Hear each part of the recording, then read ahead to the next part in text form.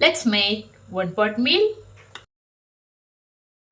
First వచ్చేసి ఒక cooker తీసుకోండి. ఆ కుక్కర్లో ఒక గ్లాస్ రైస్కి హాఫ్ గ్లాస్ కందిపప్పు వేసుకోవాలి. ఇవి వచ్చేసి ఒక 2-3 టైమ్స్ వాష్ చేసేసుకొని ఒక కప్కి 3 కప్స్ రేషియోలో వాటర్ పోసుకోవాలన్నమాట. నెక్స్ట్ ఒక 3 పీసెస్ గార్లిక్, ఒక టమాటో, ఒక ఆనియన్, ఒక 2-3 పచ్చిమిర్చి కట్ చేసేసుకొని కుక్కర్లో వేసుకోవాలన్నమాట. అలాగే కొంచెం సాల్ట్, కొంచెం పసుపు, కొంచెం కారం వేసుకోవాలి.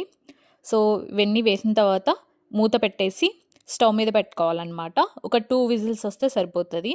నెక్స్ట్ వచ్చేసి పక్కన ఒక చిన్న కప్లో ఒక హాఫ్ లెమన్ సైజు చింతపండు నానపెట్టుకోవాలి వాటర్లో.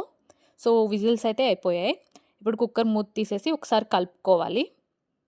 సో రైస్, పప్పు నీట్గా కుక్ అవుతుంది అనమాట.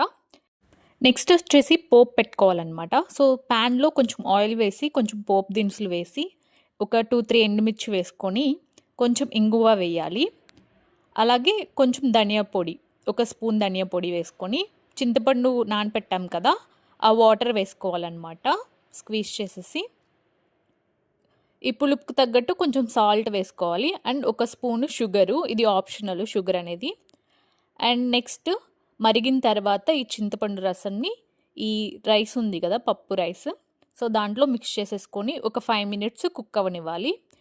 సాల్ట్, కారం ఏమన్నా అడ్జస్ట్ అవ్వకపోతే కొంచెం లాస్ట్లో యాడ్ చేసుకోండి. సో ఇక్కడ నేను కొంచెం సాల్ట్ యాడ్ చేశాను లాస్ట్లో. సో అంతే, ఒక 5 మినిట్స్ కుక్ అయితే రెడీ అయిపోతుంది. సో దీనికి కాంబినేషన్ పాపడ్ లేదా చిప్స్ లాంటివి ట్రై చేయొచ్చు. నేను ఇక్కడ సగ్గుబియ్యం పాపడ్ ట్రై చేశాను.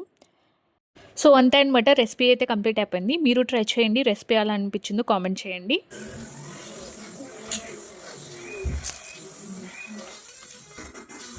సూపర్.